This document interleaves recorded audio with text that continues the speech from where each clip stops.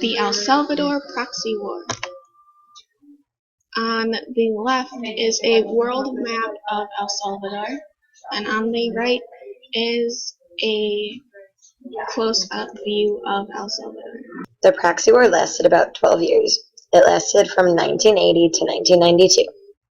There was many recruitments of child soldiers and many violations of human rights, as well as the assassination of Archbishop Oscar Romero, which helped to cause the war.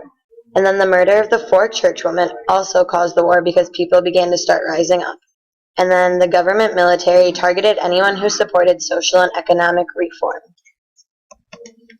The assassination of Archbishop Oscar Romero. He was murdered by the Salvadoran death squads, and then when many people gathered at his funeral to mourn him, this is when the snipers began to attack on them. And when people realized that they were being under attack, they started to rise up against. The U.S. churchwoman murder. These 4 women went to El Salvador to help those in need, and the National Guardsmen raped them and murdered them.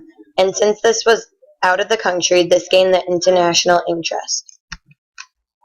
There were 2 sides to the Civil War.